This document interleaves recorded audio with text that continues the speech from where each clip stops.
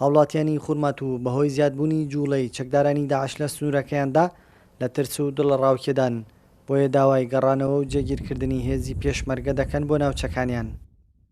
خەڵکی خورمات و لە وەزعێکی نالەبارداین چەکدارانی داعش جموجوڵیان زۆر بووە لە پەڵکانە و غەڕە و زەرگە و ئەمانە داواکەین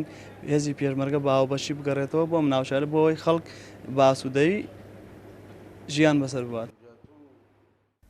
بەرپرسێکێکەتی لە خورمات و ڕای دەگەێنێت هێزەکانی پێشمەرگە و ناوخۆی هەرێم بە هێزی تاقیکەرەوەی ڕوبەڕووبنەوەی تیرۆرستان وەسف دەکات بۆیە داوای پێکهێنانی هێزی هاوبەش دەکات لە هەردوو حکوومەتی ناوەند و هەرێم بۆ سنووری خورمات و بە تاقیکردنەوە دەرکەوت کە ئێمە پێش ڕووداوەکان لێرە هێزە ئەمنیەکانی هەرێمی کوردستان لە وزارەتی ناوخۆ لە وزارەتی ناوخۆ هەم لە پۆلیسی فریاکەوتن و هەم لە ئاسایشەوە هەم هێزی پێشمەرگە ئەوانە ئێمە تاقیکردنەوە و تەجروبە هەیە لەم سنوورانە ڕۆڵ و دەوری کاریگەریان هەبووە و هەردوو لە هەم حکوومەتی هەرێم و هەم حکوومەتی ناوەندیش بە تەجروبەی ساڵانی ڕابردوو کە لە هەر شوێنێکە جموجۆڵێکی چەکداری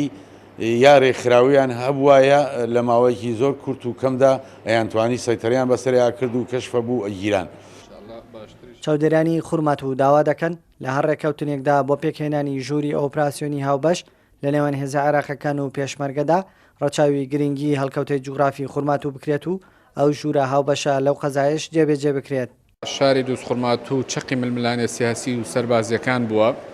لە ئێستاشدا بۆشایی ئەمنی لە نێوان هێزە ئەمنیەکان و هێزی پێشمەرگە کە لە سنوورەکەیە هەن بە دووری چەند کیلۆمەترێک لە یەکەوە ئەو بۆشایە ئەمنە وای کردووە گروپە چەکدارەکان بە کەیفی خۆیان بسوڕێنەوە و هەر کاتێکیش بیانەوێ ئەتوانن دەستی بە قوت بۆشێنن بۆیە داواکارین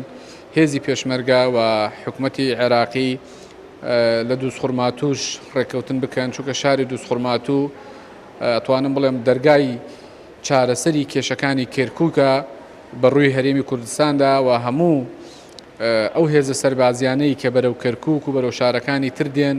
بە شاری دووس خورماتوە تێپەڕەبن گرنگە لەو ڕێکەوتانەدا شاری دووس خورماتوشی تێدا بێ و هێزی پێشمەرگەش لێرە وجودی هەبێ. لە کاتی بوونی پێشمەرگا لە سنووری خورمات و تەواوی پێکهاتەکانی خورمات و بێترس دەژیان بەڵام لە ئێستادا زیادبوونی جوڵەی داعش ترس و دڵەڕاوکی خستووەتە دڵی هاوڵاتیانەوە بۆیە داوا دەکەن هێزی پێشمەرگا بگەڕێتەوە سنوورەکە و هێزی هاوبەشیش دروست بکرێت بۆ زیاتر ئارامی و سەقامگیری ناوچەکە. کاروان حەبیب، کورتسات نیوز، خورمات و